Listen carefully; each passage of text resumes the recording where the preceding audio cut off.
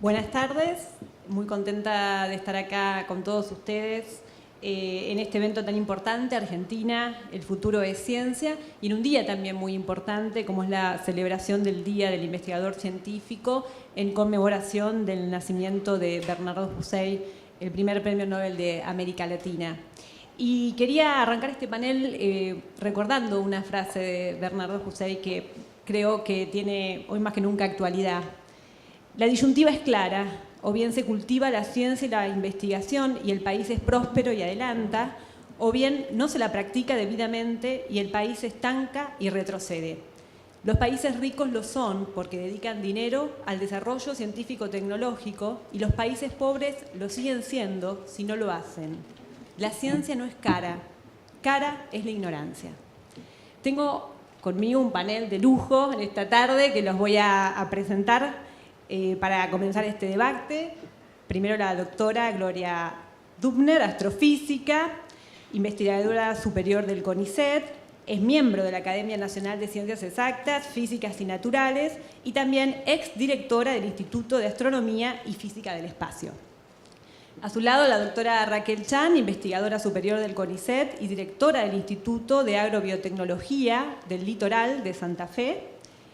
Al lado tenemos al contador Alfredo Laceretti, rector de la Universidad Nacional de Mar del Plata y profesor de Administración Financiera Gubernamental. Y desde Uruguay lo tenemos al doctor Rodrigo Arocena, matemático, miembro de la Academia Nacional de Ciencias de Uruguay y rector por 2 periodos de la Universidad de la República en Uruguay. Y, por último, pero no menos importante, Erika Heinz, quien es la ministra de Ciencia y Tecnología de Santa Fe. Muchas gracias a todos por participar. Bueno, me gustaría arrancar este debate un poco hablando de la situación actual de la ciencia y de la tecnología. Sé que es complicado,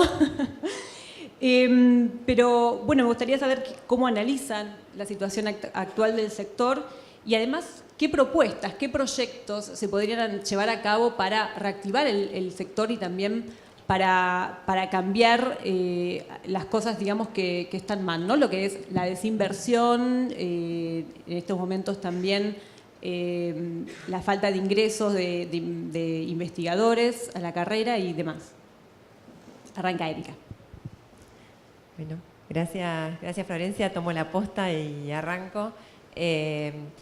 Creo que bueno, que la situación es más que preocupante, alarmante. Creo que estamos todos hablando de este tema en este día tan particular, que normalmente es un día de festejo, de conmemoración, y no por eso, bueno, dejamos de estar contentos de hacer ciencia y de festejar, pero es un momento realmente muy preocupante porque todos los indicadores nos están mostrando que hay un abandono del Estado nacional de la función de ciencia y técnica. No hay una importancia, una relevancia a la función, como decía el señor gobernador, el hecho de que haya pasado de ministerio a secretaría no solamente tiene una carga simbólica muy importante, sino que también tiene una importancia en la mediación que va a requerir el secretario para llegar al presidente, ya no estar sentado en el gabinete, también le resta importancia a la cartera.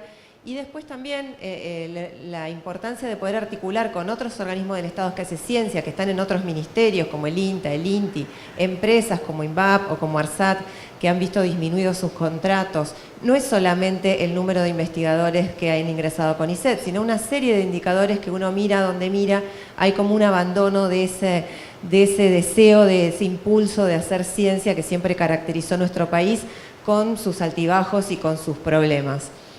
Nadie tampoco escapa a saber que hay una realidad económica muy difícil en el país y que no es solamente ciencia la que está atravesando por esta dificultad. Pero uno podría plantearse que hay opciones, hay alternativas para esta ausencia de política, esta ausencia de planificación de norte es en sí misma una definición política y eso nos preocupa mucho. Uno se puede imaginar que podría haber hasta un plan de emergencia para la ciencia nacional si uno quisiera preservar ese rol. Y también, sin duda, forma parte de lo que llamamos la agenda implícita de ciencia y tecnología. O sea, la ciencia no solamente es cuánta plata se le da a la ciencia y cuántos investigadores ingresan, también es para qué queremos ciencia, qué país nos imaginamos, cómo nos vamos a desarrollar y qué le vamos a pedir a nuestro sistema científico que haga por nosotros. De manera que yo creo que la discusión es anterior a cuántos científicos son necesarios. La discusión es para qué son necesarios los científicos, hacia dónde vamos, qué queremos hacer. Recién decíamos que cualquiera de los políticos que uno escucha hablar habla que estamos en una sociedad del conocimiento y que estamos insertos en una economía del conocimiento y lo importante es que son las empresas de base tecnológica. Pero esos enunciados no tienen fundamento si nosotros no producimos conocimiento argentino y si no lo gestionamos. No podemos identificar dónde es necesario ese conocimiento, dónde es clave y crítico poder producirlo. Y todos esos son roles del Estado, no solamente el financiamiento. Así que yo creo que la propuesta debería venir por ahí. No solamente tener en cuenta la agenda explícita, tener un ministerio, tener presupuesto, tener políticas científicas, sino también todo lo que le demandamos a ese sistema científico con un proyecto de país. Y Erika, en cuanto a la sociedad, ¿pensás que también tiene que demandar hacia un científico comprometido y a su vez un científico que le dé en parte soluciones a problemas reales? Está muy bueno el diálogo de los científicos con la sociedad, de los políticos y políticas con la sociedad, porque eso nos salva de muchas cosas como sociedad. Hoy hay un elevado grado de valorar la propia subjetividad como fuente de la verdad, lo que yo creo, lo que me parece, lo que me hace feliz. Y eso varios analistas han señalado que nos lleva a problemas muy serios, como por ejemplo que padres decidan no ponerle las vacunas a sus hijos, o que haya un conjunto de personas que, a pesar de toda la evidencia, creen que la Tierra es plana. Y ese tipo de impulsos es bastante más peligroso de lo que uno puede pensar, porque es muy amigo de los regímenes totalitarios, es muy amigo de las soluciones mágicas y sin base en los hechos. Y creo que el rol de los científicos es muy importante ahí. El científico y las científicas creo que tenemos que comprometernos en esto, en construir también contenidos para dialogar con la sociedad, que la sociedad no solamente tome decisiones en base a su propia subjetividad individual de cada persona o en base a la emoción o en base a los pseudohechos. Gracias. Alfredo, quería consultarte en cuanto a lo que recién mencionaba Erika, de pensar un poco de para qué hacemos ciencia. ¿Qué pasa en la universidad con la formación de los recursos humanos para investigación? Bueno, buenas tardes a todas, a todos. Un gusto realmente estar aquí. Yo creo que es muy claro la necesidad de por qué invertir en ciencia y tecnología. Hoy hay una enorme cantidad de estudios que ratifican y relacionan el crecimiento de las economías con la inversión que los estados y también el sector privado realizan en ciencia, tecnología e innovación. Entonces, cuando vemos la realidad en la que hoy estamos, en la cual hay un fuerte desfinanciamiento del sistema científico, se está destruyendo lo que se cuesta tantos años construir, ¿no es cierto? Destruir siempre es mucho más fácil que construir, y estamos perdiendo de alguna manera un enorme capital, que son nuestros científicos, nuestros becarios jóvenes, nuestros jóvenes que se gradúan de doctores, de postdoctores, y que no encuentran un espacio en el país para poder trabajar. Cuando esto ocurre, a veces lo que uno piensa, bueno, es un problema de la ciencia, pero en definitiva lo que estamos discutiendo es que es un problema del desarrollo del país a futuro. Nosotros tenemos economías, cuando digo nosotros, digo la región Latinoamérica, tenemos economías fuertemente dependientes de productos primarios, ya sean vegetales o minerales. que están sujetos a las variaciones de los valores de los commodities, a circunstancias climáticas, y eso evidentemente nos hace economías mucho más vulnerables y además está a las vistas claras con porcentaje de sociedades en las cuales el trabajo informal ronda entre el 55 y 30%, que esos sistemas económicos primarizados no dan abasto o no incluyen al conjunto de la sociedad. Entonces, evidentemente, surge la necesidad de construir cadenas de valor, de generar nuevas industrias de base tecnológica, proyectar futuro, y para eso es indispensable un sistema científico y tecnológico. Y bueno, ¿y qué hace un rector de una universidad sentado aquí entre doctores e investigadores del CONICET? Y creo que la presencia tiene que ver con la íntima vinculación que existe entre el sistema científico y el sistema universitario nacional público. Yo les quiero dar algunos números. Cerca del 75% de los investigadores de nuestro país trabajan y desarrollan todo su trabajo en las universidades nacionales. El 80% de las unidades ejecutoras de ciencia y técnica del país, ya sean institutos, centros de investigación, se radican en las universidades nacionales.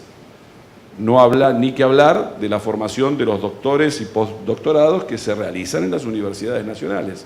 O sea que la vinculación entre el sistema científico, tecnológico y la educación superior que brinda el Estado en Argentina, con nuestro sistema del cual estamos muy orgullosos, público, gratuito, que considera a la educación superior como un derecho humano y como un bien social, por lo tanto función indelegable del Estado, está íntimamente vinculado con el desarrollo de la ciencia y juega un rol muy importante en esa circunstancia.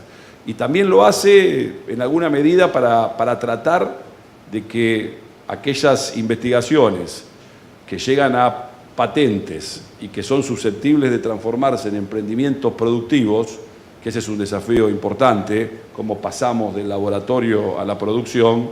Bueno, también son las universidades nacionales, a través de incubadoras, a través de parques tecnológicos, que están buscando, en una pequeña medida, porque no hay allí una inversión, no hay una planificación, y esto es otro de los desafíos que tenemos que darnos para generar a partir del conocimiento desarrollo económico, pero también tratan de impulsarlo las universidades nacionales. O sea que estamos trabajando permanentemente en conjunto. Nosotros tenemos una enorme preocupación en el sistema universitario nacional por lo que está pasando en el sistema científico argentino, por lo que está pasando en el CONICET, porque nos repercute directamente, porque obviamente si todas las unidades ejecutoras y los institutos de investigación están radicados en las universidades nacionales y no tienen dinero para su funcionamiento, ¿a dónde van a ir a buscarlo?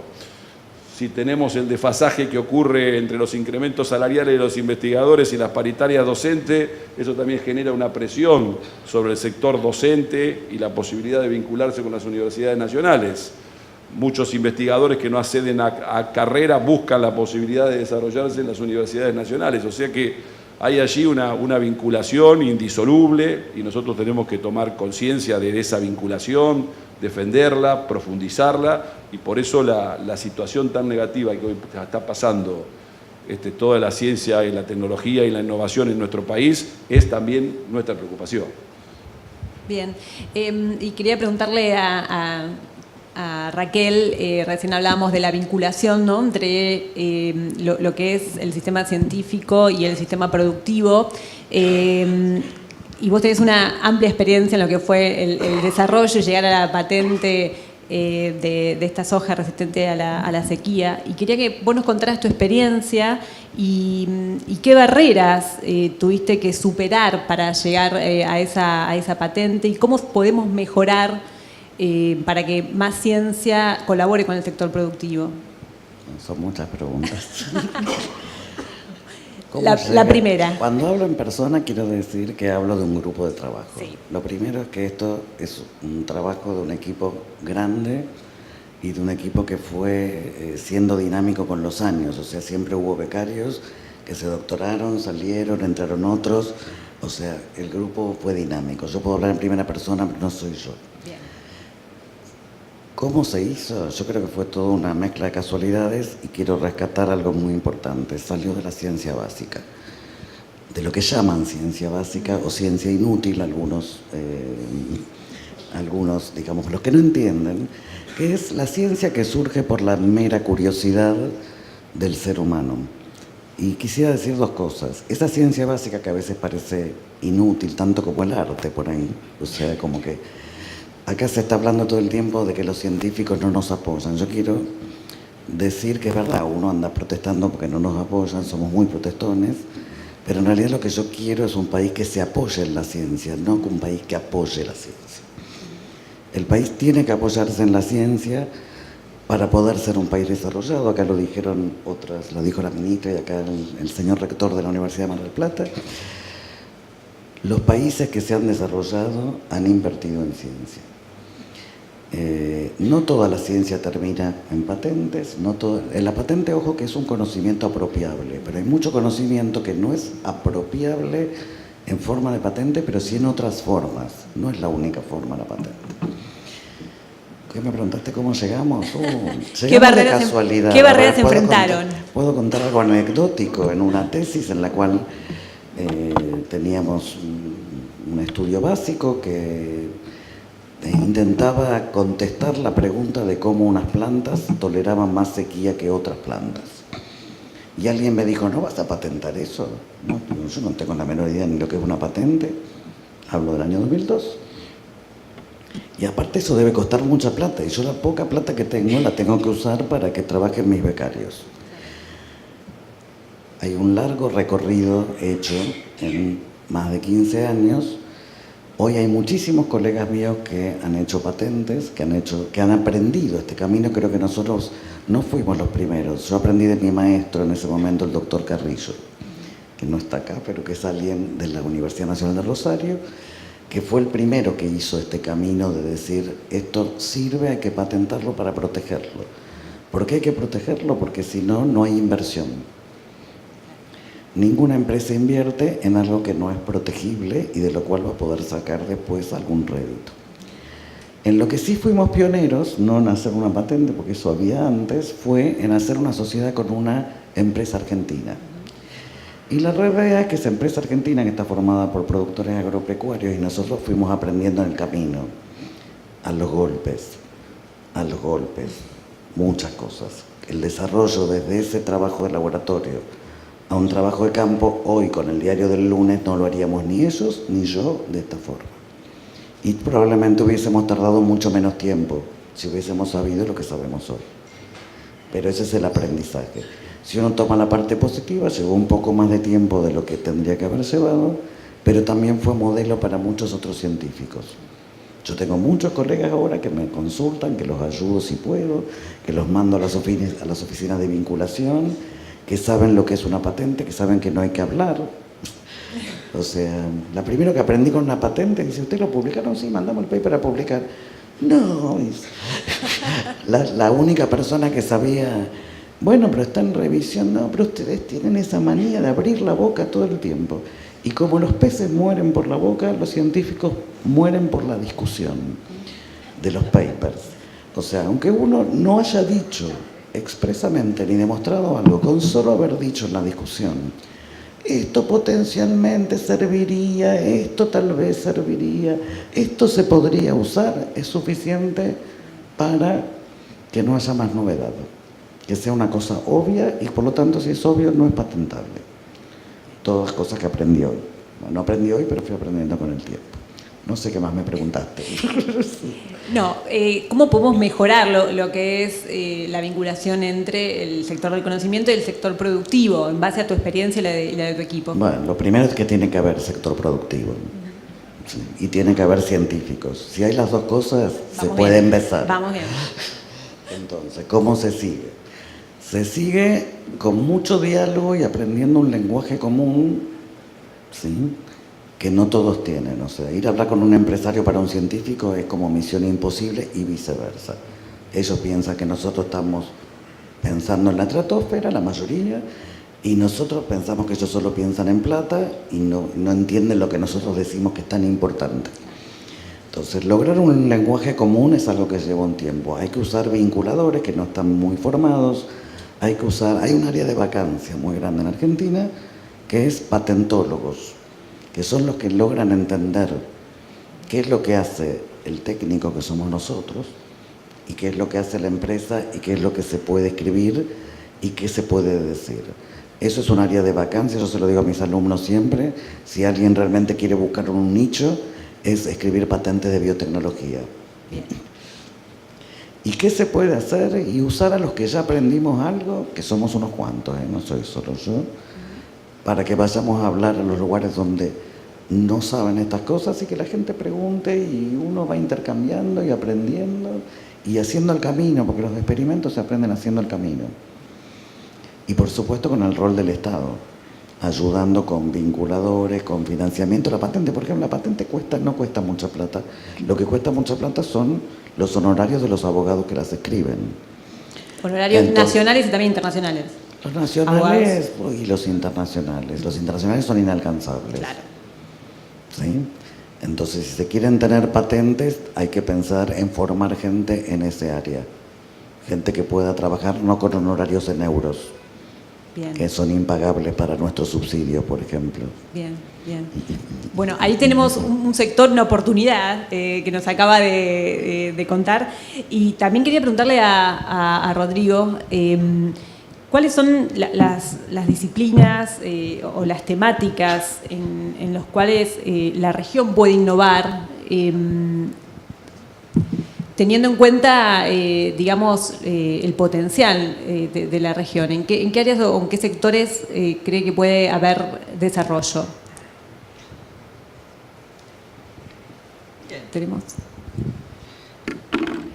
Si nuestra simpática moderadora me permite, quiero empezar por agradecer a quienes me han invitado, a quienes me hacen el honor de escucharme y plantearles la ocasión de expresar la admiración que siempre hemos tenido desde el Uruguay por la ciencia argentina. Hace mucho tiempo que nos enseñaron que es un ejemplo a la vez de actividad de creación cultural, cosa que a menudo se olvida cuando se habla de la ciencia, y también herramienta potencial para la mejora de la calidad de vida. A partir de lo que es la ciencia argentina, no solo la ciencia argentina, pero en particular lo que ustedes han construido durante tanto tiempo, la respuesta corta a la pregunta, después la voy a explayar un poco, me voy a ganar el pasaje hasta aquí, por supuesto. Todas, no hay ningún área de las así llamadas ciencias duras o de las ciencias blandas, de las tecnologías o de las puras o de las básicas o de las aplicadas. En todas las áreas de la creación y en todas las áreas de la innovación tenemos potencial. Bueno, pero avancemos un poquito a partir de eso. Ustedes dicen, Argentina, el futuro es ciencia. ¿Lo podemos entender América Latina, la afirmación? Y yo le pondría, porque de cuando en cuando hay que provocar un poco, yo le pondría un condicional, no estoy seguro.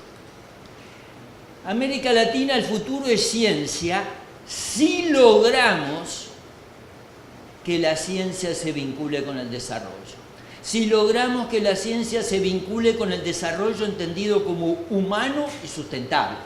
Desarrollo humano en el sentido de mejora de las capacidades y libertades de la gente para vivir vidas valiosas. Desarrollo sustentable en el sentido de el que tiene lugar en esta etapa para que las futuras generaciones puedan hacerlo todavía mejor.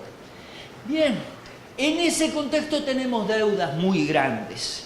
Y quizás la mejor manera de plantear las deudas y acercarnos a lo que podemos hacer es notar lo que pasa con los dos grandes problemas que tiene la humanidad hoy por hoy. Dos grandes problemas, nada más que dos. Y bueno, yo me arriesgo, tengo 10 minutos para hablar a lo sumo. Dos grandes problemas. Sí, la desigualdad en primer lugar. La desigualdad está creciendo en todas partes, en todos los países del mundo prácticamente, salvo en América Latina durante la primera década de este siglo. Desde que Tomás Piketty escribió su libro, todos lo aceptamos. Ahora, lo que no tenemos tan claro es que la desigualdad crece asociada al conocimiento. ¡Ah, caramba para los científicos ese problema! ¿Quién controla la agenda de investigación? ¿Para quién se investiga buena parte de lo que se crea? ¿Quiénes tenemos el privilegio de acceder al conocimiento avanzado? Nos guste o no nos guste, hay que mirar los hechos de frente. Hoy por hoy el conocimiento es fuente de desigualdad. Y el otro gran problema para mi generación, en parte, pero mucho más para la de mis nietos y bisnietos, es el problema de la creciente insustentabilidad. Pues bien, el uso productivo que estamos haciendo del conocimiento científico y tecnológico, ustedes lo saben demasiado bien, es absolutamente insustentable. Necesitamos entonces, no me he olvidado de la pregunta de partida, necesitamos innovación inclusiva para pelear contra la desigualdad y necesitamos innovación frugal para pelear contra la insustentabilidad. Pero no nos equivoquemos, no pensemos que eso no exige investigación del más alto nivel. Por ejemplo, ¿a qué le llamamos innovación inclusiva? Hacer mejor las cosas con menos uso de recursos naturales. Mejor atención cardiológica, mejor generación de vivienda, mejor transporte. ¿Eso exige ciencia de segunda o exige la más avanzada ciencia básica y aplicada? Ahí tenemos probablemente los grandes desafíos de nuestro tiempo. Me encanta saber que esto es un ciclo de debates sobre ideas. Bien, probablemente no haya mayor urgencia para un debate de ideas que la relación entre conocimiento y poder. Vamos a decirlo esquemáticamente en aras a la brevedad. En el mundo, las élites económicas, políticas e ideológicas son las que aprovechan y dirigen el conocimiento. Mayormente. No todo, naturalmente. Creo que buena parte de los que están acá pelean contra eso. Pero ¿cuál es la tendencia dominante? Y cuando señalamos esto, al menos desde Uruguay, no involucro a nadie más, hay una cuestión autocrítica profunda que tenemos que hacer. Los sectores progresistas. En mi país creemos que hemos hecho algo en materia de progreso. Y sin embargo, la vinculación entre los actores populares y el conocimiento avanzado está en el debe. Lo tenemos, estoy hablando del Uruguay, no pretendo extenderlo a nadie más, pero quizás no sea el único caso en el mundo, mi país, en donde está en el debe la relación entre actores populares, sindicatos, cooperativas, grupos de barrio, movimientos sociales, toda la gente que se organiza para que esta vida sea menos desagradable de lo que en tantos lugares es, y el conocimiento avanzado. Allí tenemos una cuestión absolutamente fundamental para el Estado. Durante muchísimo tiempo creímos en América Latina que la oferta de ciencia de por sí construía su demanda. No pasa eso. Hemos debido llegar a saber que no sucede eso. Puede, al menos en mi país, acontecer que ampliamos un poquito, no hemos ampliado demasiado, la oferta de ciencia y el sector productivo no la demanda, prácticamente no la demanda. Y entonces, entonces es el momento de que haya estrategias originales de los gobiernos progresistas. Es el momento de que los gobiernos progresistas entiendan que la demanda puede ser la del sector productivo y está muy bien, pero también puede ser la demanda social. Si yo tengo que contar, porque al fin y al cabo ustedes me han invitado muy amablemente por ser ex rector de mi universidad, si yo tengo que contar cuál es el programa del cual estamos a la vez con mayores dolores de cabeza y más orgullosos en nuestra universidad, es el programa de investigación e innovación orientadas a la inclusión social. Creo que el título no necesita en este contexto demasiada elaboración. Nos da un trabajo de la Madonna.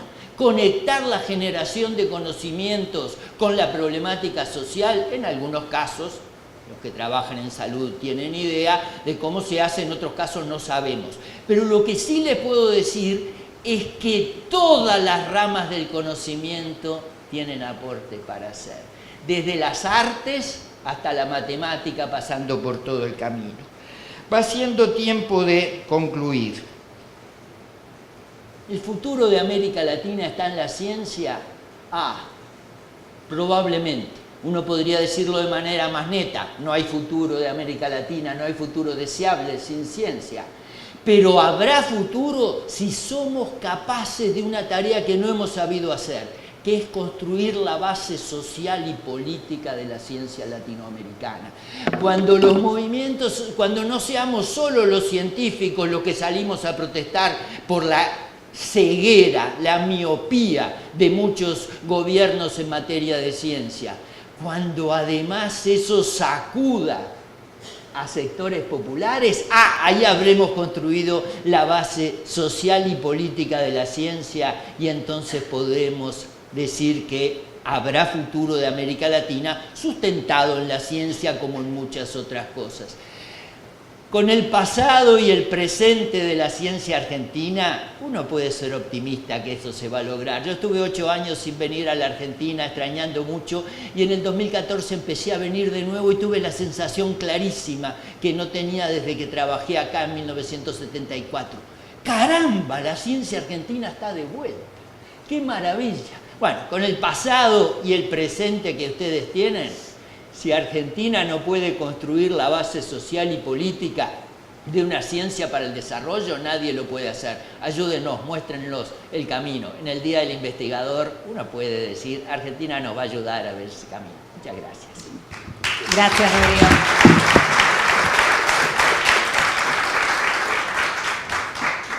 Bueno, Rodrigo habló de inclusión social, habló de desigualdad y quería consultarla a Gloria sobre la brecha de género que también existe muchas veces en lo que tiene que ver con disciplinas de ciencia y tecnología, con quizás no tantas mujeres interesadas en las llamadas o mal llamadas ciencias duras.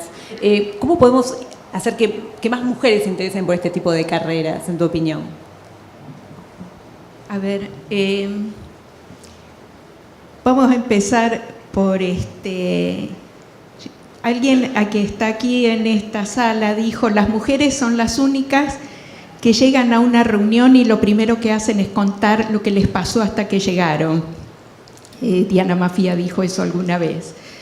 Y hoy fue un día muy peculiar y tiene que ver justamente con temas de género y ciencia. Para mí fue un día muy movilizador.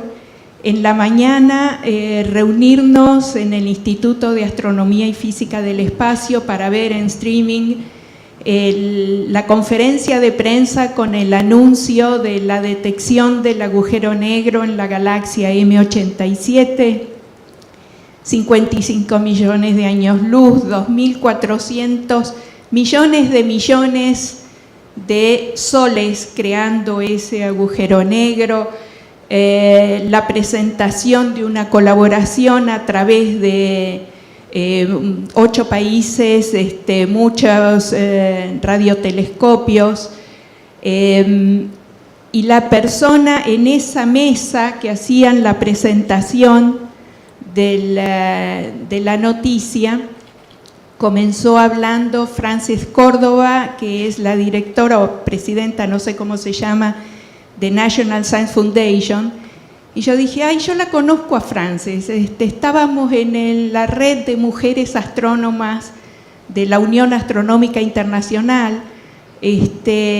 Todavía ese comentario muy femenino, la conocía más morocha, pero estuvimos en mesas y paneles discutiendo cómo podíamos hacer, y ella estaba allí hablando de cómo National Science Foundation invirtió $28 millones para este experimento, y cómo fue todo fruto de una colaboración muy productiva.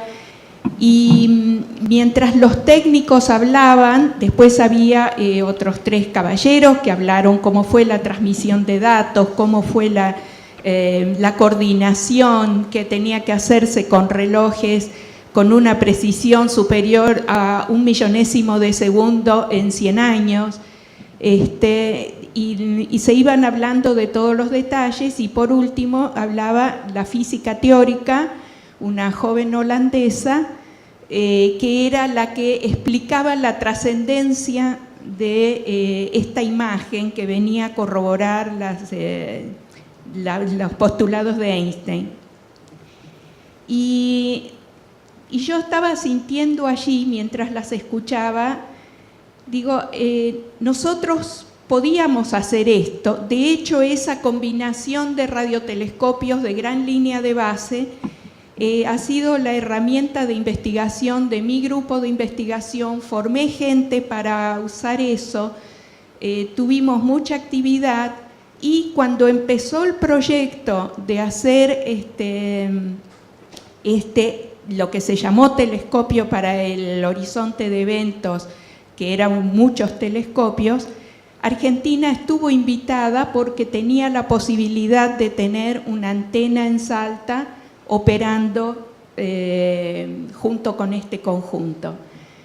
Entonces, junto con la emoción, digamos, de científica, qué bárbaro, cómo se está viendo, cómo se definió y está allí, y además explicaban toda la tecnología que hubo que desarrollar para procesar esa enorme cantidad de datos y en cuántas cosas va a poder utilizarse toda esa tecnología. Digo, empezó mi mañana así, y después después les cuento lo que pasó entre medio. Cuando venía para acá, venía en el colectivo y quedó cortado por la zona de Pacífico por la manifestación de los investigadores de CONICET, cortando el tránsito para hacerse ver y dar visibilidad al tremendo enojo y protesta. Y entre medio lo que pasó fue recibir un email de la, ahora será subsecretaria de Ciencia y Técnica, diciendo, porque habíamos pedido autorización para gastar algo de dinero para mandar un vehículo a la montaña en Salta, donde está todavía en containers esa antena que no se pudo usar en este maravilloso experimento que va a llevar probablemente a premio Nobel, y Argentina no pudo participar, y la antena que pagó $10 millones Brasil está ahí encerrada en containers. Hubo tormenta, nevó, entonces nos escriben de Salta, hay que mandar un transporte, hay que subir a ver cómo está, y me contestan de la Secretaría, no pueden mover un peso. Entonces, por eso les digo, fue un día muy movilizador, y donde se me cruzaba los temas de género, las mujeres estaban allí y estaban presentes, respetadas por su conocimiento, por su capacidad. Bueno, Argentina no estaba, entonces no puedo hablar únicamente de temas de género. Ahora, volviendo a tu pregunta, astronomía en particular tiene una buena representación en Argentina, una buena representación de mujeres investigadoras. Ahora, la astrofísica, muy a diferencia de lo que contaba Raquel, no produce ningún bien tangible, nadie se va a hacer. Bueno, son las consecuencias. Yo preguntaría acá, ¿hay alguien en esta sala que no tenga su teléfono celular acá? Porque la tecnología de microondas se desarrolló para radares y se perfeccionó para radioastronomía. La cámara, los píxeles con los que sacamos las fotos, es el CCD, que se desarrolló para los telescopios. O sea, después de la guerra, la astronomía es el mayor movilizador de tecnología que hay, porque simplemente para explorar las fronteras y ir cada vez más lejos, se necesita cada vez más sensibilidad, más alcance, más. Imagínense que este arreglo de telescopios que se usó para el anuncio de hoy, si se hubiera usado en luz visible, podríamos ver una naranja ubicada en la Luna con toda precisión. Ese era los 35 millonésimos de segundo de arco que puede resolver la información. Entonces, la astronomía es una gran movilizadora, pero no produce, lo que produce es conocimiento, es saber en qué lugar estamos del universo, que de hecho yo siempre sugeriría que los decisores de política tomen un curso de astronomía antes, porque una vez que uno se ubica en qué punto tan aislado está en el universo y qué frágil es la vida y la evolución en este planeta, probablemente cuidarían con mucho más empeño los 7.000 millones de humanos que tienen que cuidar. Pero bueno, esa es otra idea, no creo que se concrete. Pero ¿qué tiene que ver ahí el género? Las mujeres en astronomía en Argentina, yo creo que tuvimos maestras, lo cual facilita un poco la presencia de mujeres en el ámbito, facilita que se incorporen otras mujeres. Pero ojo, porque al no ser una carrera que produce, solo puede ser financiada por el Estado, nunca podemos aspirar a sueldos altos, nunca va a ser una actividad privada. Entonces hay también bastante migración de hombres. Y en las dramas, digamos, que atravesamos en este país, lamentablemente en forma repetitiva, de problemas económicos y descuido de la ciencia, no digo repetitiva, pero más o menos sinusoidal, y vuelve a aparecer, y a lo largo de mi larga carrera de investigación ya es la tercera crisis que atravieso, y uno se enoja mucho. Lamentablemente esas crisis por ahí llegan a una mayor presencia femenina porque nos arreglamos con menos. Esa no es una buena solución. Ese no es el incremento de porcentaje de presencia de género. De hecho, siendo el 50%, del 45% de las mujeres argentinas en astronomía, de los astrónomos profesionales siendo mujeres, en 50 años de CONICET fui la primer astrónoma que llegó a la clase superior de CONICET, tras 50 años del consejo, y ahora somos 2. Tampoco incrementó mucho.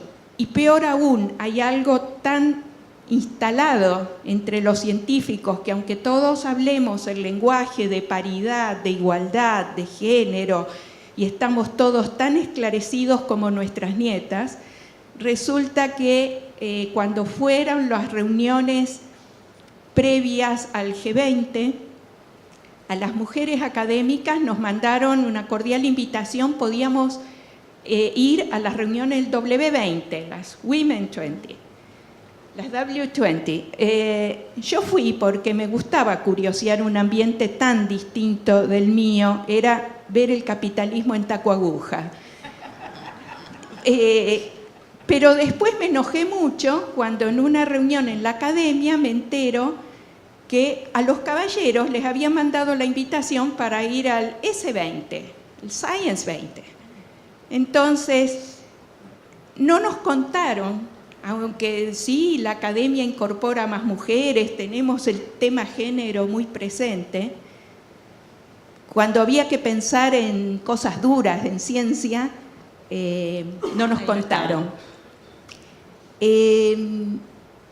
¿Y qué podemos hacer para cambiar esto? Yo creo que llevo muchos años militando, porque hay que tener una actitud presente y militante para revertirlo. Hablar desde las escuelas, desde chiquitas, mostrar, yo iba a la escuela de mis hijos, después la de mi nieta, mostrar, no somos bichos raros los de las ciencias duras, podemos ser personas casi normales y tener familia y tener hijos, etcétera, y hacer nuestra investigación. Después en colegios secundarios es un doble trabajo. Ya no es solo una cuestión de género, sino mostrarles que la ciencia es un camino. En este momento, en Argentina, lo que viven es la decepción, es nuestra decepción la que le transmitimos los mayores. Es mi enojo a diario por la antena que no está es un poco transmitimos ese mal humor y está difícil convencer a jóvenes un poco desconcertados diciendo no, estudia ciencia, es fascinante, vas a trabajar en lo que te gusta toda la vida, pero es difícil y no sé si vas a conseguir empleo.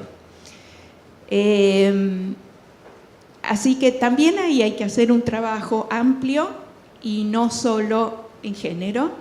Y después, ya en la universidad todavía, o sea, captar a los estudiantes de física. ¿Por qué no haces un doctorado en astronomía? También es una actitud, porque el estudiante de física va a decir, me puedo ir a trabajar a la industria, puedo hacer algo más aplicado. Entonces, llevarlos, explicarles que el conocimiento del universo es maravilloso y que la exploración en cualquier rama de la ciencia en realidad puede ser apasionante y no prometerá un futuro económico seguro, pero sí ni un solo día aburrido, también hay que tener una actitud militante y explicarlo. Gracias, Gloria.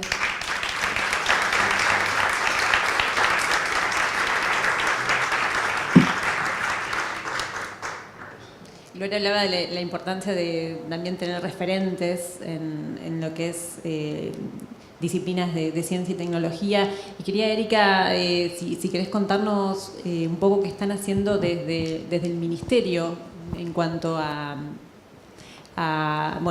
diversidad y para cerrar la brecha de género. Bueno, nosotros en Santa Fe, uno de los primeros desafíos que nos planteamos es tratar de ver todas las políticas del Ministerio con una perspectiva de género. Y eso no solamente implicaba impulsar las carreras de las mujeres y que haya equipos más diversos de ciencia y tecnología, sino también pensar el proceso de cómo se hace ciencia, porque hoy en día, gracias a los estudios de género, sabemos que hay una gran cantidad de experimentos y de hipótesis y de supuestos en la construcción de conocimiento que están sesgadas por una visión sexista. Y eso sobre todo es muy evidente en algunas ciencias como las biomédicas, por ejemplo, al diseñar experimentos preclínicos para probar fármacos, pero también en el diseño industrial, también en el diseño de prótesis o en el diseño de los recorridos de un colectivo o en el urbanismo también hay muchísimos ejemplos. Y entonces nos planteamos esto que es de alguna forma la innovación de género en ciencia y tecnología es una vanguardia a nivel nacional. Vamos a tener un congreso de género el 6 y 7 de junio y viene Londa Shivinger, que es una profesora de Stanford que de alguna manera es la gurú de este tema. Y ella ha demostrado con muchos estudios de casos que estos sesgos son perjudiciales para la calidad misma de la ciencia. Y ha logrado ella y un grupo de activistas y colegas científicas demostrando esto, que las revistas de Lancet, Science, Nature, las revistas más importantes empiecen a exigir un análisis de género a la hora de diseñar un experimento. Y también que algunos programas como Horizon 2020, que es el distribuidor de fondos más grande del mundo, es el financiamiento de la Unión Europea para hacer ciencia, para formar recursos humanos, también esté pidiendo, por ejemplo, para las becas Marie Curie, que los proyectos que se presenten tengan un análisis de género. Así que estamos muy orgullosos de ese programa, porque no solamente está tratando de hacer democracia en los equipos científicos, lograr que las mujeres puedan aspirar a puestos de mayor jerarquía, mayor poder simbólico y económico, sino también estamos trabajando por la calidad de la ciencia. Hay muchísimo por hacer. Las plataformas tecnológicas, hoy Alfredo hablaba de los parques, los polos que tenemos las universidades, las incubadoras. Si uno va a mirar allí, emprendedores tecnológicos, son casi todos hombres. Es mucho más fuerte que en la academia, que en el CONICET o que en la universidad. Mientras que las emprendedoras mujeres están en una especie de gueto de emprendedoras de supervivencia, con máquinas de costura, con máquinas de serigrafía para imprimir remeras, con emprendimientos de gastronomía, emprendimientos de cosmética. Y eso es un sesgo realmente que sabemos que tiene muchas componentes ideológicas, porque mujeres con buenas ideas también están en las universidades, pero hay una serie de dificultades. Las mujeres, por una cuestión de estereotipos, se endeudan menos, recurren a la familia para pedirles plata para un emprendimiento, no a los bancos o a los inversores. En general la emprenden solas y no en sociedades. O sea, hace una serie de cosas, y también estamos trabajando para capacitar a nuestras plataformas tecnológicas para que busquen más mujeres, y también ahí el Estado puede jugar un montón de roles, desde exenciones impositivas hasta certificados de talleres o de empresas o de laboratorios más amigables. Tenemos una batería de cosas para trabajar ahí y estamos muy orgullosos de ser pioneros en Santa Fe a nivel nacional. Gracias, Erika.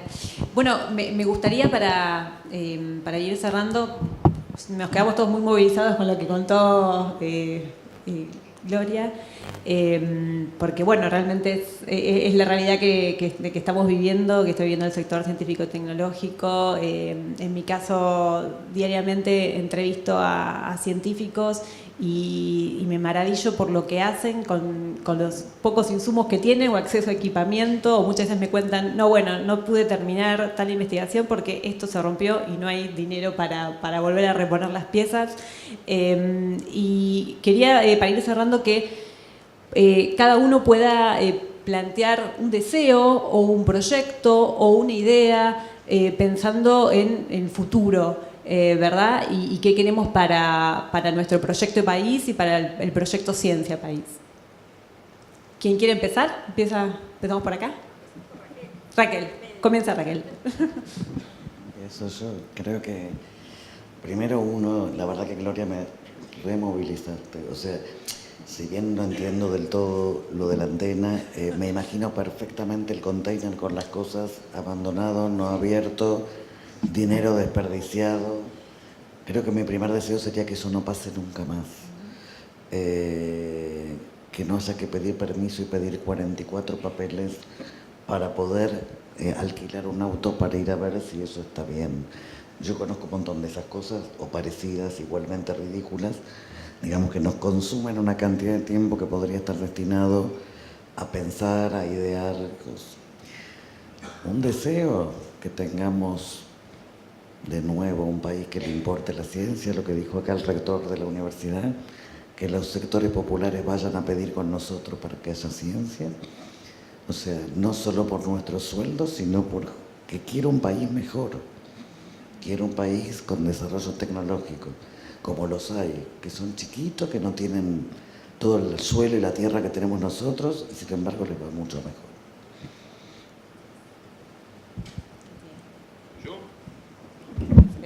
Bueno, ahí está. Bien, yo me quedé con alguna frase que dijo Gloria y me recordaba que la palabra considerado tiene su origen del latín considerem, que es con las estrellas. O sea que las personas que miran al cielo y están con las estrellas se vuelven considerados, porque reconocemos lo infinitamente insignificante que somos comparado con la grandiosidad del cosmos. Así que comparto esa mirada, y creo que siempre viene bien un baño de humildad, para los gobernantes y para todos aquellos que nos toca alguna que otra responsabilidad. Yo particularmente tengo si uno tuviera que tener algún deseo relacionado con lo que estamos hablando hoy, con lo que estamos charlando hoy, yo creo que tenemos que ser conscientes que nadie defiende lo que no conoce, lo que no valora. Y me parece que en ese sentido es fundamental que aquellos que estamos vinculados al sistema universitario nacional, al sistema científico, tecnológico de nuestro país, que como hemos visto en esta charla, todo es relativo. Rodrigo alababa el sistema de ciencia y técnica y lo que hemos logrado en Argentina, y los que estamos en Argentina decimos qué mal que estamos. Y ambas cosas son ciertas, porque en América Latina la investigación básicamente está sentada o tiene 3 países fundamentales, Brasil, México y Argentina, comparado con la inversión que existe en otros países de la región. Entonces, ambas cosas son ciertas y nosotros estamos reclamando porque estamos convencidos de que podríamos estar mucho mejor de lo que estamos y que tendríamos que tener mucho potencial. Pero yo me quiero quedar con esto, ¿no es cierto? Me parece que es necesario que todo el sistema científico-tecnológico de Argentina tome en serio el tema de la divulgación científica y la proximidad con la sociedad y la proximidad con los sectores populares. Esto también nos pasa a las universidades. No estamos ajenas de esa situación. Y particularmente el sistema universitario argentino es una rara avis, junto en parte con el uruguayo, en relación a lo que está pasando con las universidades en otras partes del mundo, donde el conocimiento está mercantilizado, se puede vender, puede generar ganancias, y lo que predominan son universidades privadas. Nosotros tenemos un sistema que es totalmente contrario a ese espíritu, que pone el derecho a la educación superior en el centro, que es gratuito, que es un fabuloso canal social ascendente, y que si no divulgamos lo que es y lo que ha transformado a la sociedad argentina y que ha posibilitado que hijos de inmigrantes que no tenían ni la escuela primaria terminada puedan ser doctores y acceder a cargos de responsabilidad, creo yo que vamos a estar en serias dificultades para poder mantenerlo, porque en un mundo globalizado las originalidades duran poco, y si eso además no tiene la defensa de la sociedad que lo sustenta, vamos a estar complicados. Yo me acordaba de lo que nos pasó a los argentinos de alguna manera en la década de los 90. Se rifaron las empresas del Estado, pero fue posible hacerlo porque la sociedad no las valoraba, porque no funcionaban bien o como se imaginaban, además de las campañas de desprestigio que se pueden organizar de los determinados medios masivos. Entonces creo que nosotros desde la universidad y desde el sistema científico nos tenemos que hacer cargo de vincularnos cada día más estrechamente con la sociedad, difundir lo que hacemos, tener una actitud de proximidad, de estar cerca a las necesidades no solo del mundo de la producción, sino también del mundo del trabajo, a las necesidades sociales. Yo creo que tenemos para aportar, podemos hacer una humilde contribución para mejorar la capacidad y la calidad de vida de nuestras sociedades, y las universidades en ese sentido son muy valorados y la ciencia también, pero necesitamos nosotros difundir y divulgar y conectar con la sociedad, porque entonces cuando esto esté puesto en cuestión, cuando vengan ajustadores a decir lo que impacta pagar las universidades para que tales o cuales solamente puedan acceder, yo confío en que la sociedad nos va a defender porque nos siente como próxima. Y en esta casa, rodeado de tantos libros, me acuerdo del ejemplo que alguna vez dio un divulgador científico americano que yo aprecio muchísimo, que era Carl Sagan, que tomaba el ejemplo de la Biblioteca de Alejandría, que la Biblioteca de Alejandría, que por suerte en el año 2000 UNESCO hizo un proyecto para restaurarla y recrearla, era el lugar a donde estaba depositada la ciencia en ese entonces y que fue arrasada por el propio pueblo, fruto de que era un lugar de élite y que nadie accedía allí. Entonces que no nos vuelva a pasar lo de la Biblioteca de Alejandría, salgamos, divulguemos, generemos compromiso, amor a la ciencia. Claro que es hermoso ser investigador, claro que es hermoso llevar adelante experimentos, crear, pero esto hay que difundirlo, hay que sumar cada vez más jóvenes, hay que darle el espacio que tiene el sistema científico, tecnológico y la educación superior y hacer escuela en que la mejor calidad de vida y el desarrollo económico, social y cultural van de la mano de la ciencia y de la educación y que no hay atajos para eso, pese a que podamos dudar de si es directamente vinculado o no, pero creo yo que hay que apostar allí y después corregir y modificar para que esa inversión y ese esfuerzo, por supuesto, contribuya al desarrollo de toda la sociedad. Gracias, Alfredo. ¿Seguimos, Rodrigo? Yo voy a hablar de un futuro no muy lejano, porque si no voy a tener que faltar con aviso. Así que voy a tratar de plantear algo que pudiéramos estar discutiendo aquí, ojalá, me estoy invitando ya para entonces, dentro de unos 5 años. ¿Qué podría ser? Y en concreto, porque he hablado de cuestiones muy generales. Para sintonizar con el rector de mi apreciada Universidad Nacional de Mar del Plata, recordaría que el Manifiesto de Córdoba habla, en una frase poco citada, de lo bueno, lo verdadero y lo bello. La ciencia tiene que ver con las 3 cosas, no solo con una. Pero nosotros tenemos un sistema de evaluación que no apunta a las 3 cosas. Nuestro sistema de evaluación de la actividad académica no apunta a conectar la investigación con la sociedad, no apunta a cultivar la belleza y apunta a cultivar ciertas formas de la verdad. Las formas de la verdad que tienen que ver con cómo los editores de las revistas del norte establecen las prioridades de la agenda. A veces muy bien, yo era matemático en otra época, trabajaba en teoría de operadores, no tengo nada que objetar a cómo establecían las prioridades en ese campo. En otros campos no pasa así. Como resumo entonces mi deseo para dentro de 5 años, que América Latina, que ha hecho tantas cosas originales, se plantee la tarea de hacer a contracorriente un sistema de evaluación de la actividad científica que no sea importado del norte, sino que apunte a lo bueno, a lo verdadero y a lo bello. Gracias, Rodrigo. Erika o Gloria, no sé si quieren un poquito. Vamos con... Tomo la palabra y después le cedemos a Gloria. Bueno, muy brevemente, pensaba en tus palabras, Rodrigo, y pensaba, mi deseo es que lo verdadero vuelva a cobrar su enorme significado, además de lo bello y lo bueno.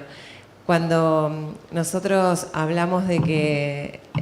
Siempre me acuerdo de una anécdota que una vez estaba con una periodista alemana que trabajaba en comunicación de su universidad y me decía, bueno, en la universidad el que es el secretario general es el poder, el que es el secretario de finanzas es el dinero y el que es el secretario de ciencia es la verdad. Y la verdad que en ese momento yo era secretaria de ciencia y dije, fantástico, yo soy lo verdadero, tengo ese rol para dirimir las discusiones. Y hoy en día la verdad no tiene tanta importancia. Estamos hablando de posverdad, estamos hablando de que a los periodistas les interesa más hablarle a sus consumidores de información con lo que quieren escuchar y no con los hechos, más allá de la subjetividad que puede haber en una lectura política de cualquier comunicador. Así que mi deseo es que recuperemos el gusto por lo verdadero y que eso va a fortalecer sin duda a la ciencia. Gracias, Erika. ¿Cerramos, Gloria? Sí, los de las ciencias duras siempre vamos a la fórmula breve. Para mí, simplemente la convocatoria de esta reunión, el futuro es ciencia, con que eso se cumpla, con que alguien piense, simplemente con ese esquema, ya sería un deseo, digamos, muy superador para todo el país. Y el segundo, me acordaba, François Mitterrand, cuando era presidente de Francia, le preguntaron cómo imaginaba al hombre del siglo XXI, y él dijo, el hombre del siglo XXI será mujer. Bueno, entonces, la ciencia como futuro para el país y con fuerte presencia de mujeres. Muchas gracias. Agradecemos a este panel de lujo que tuvimos esta tarde.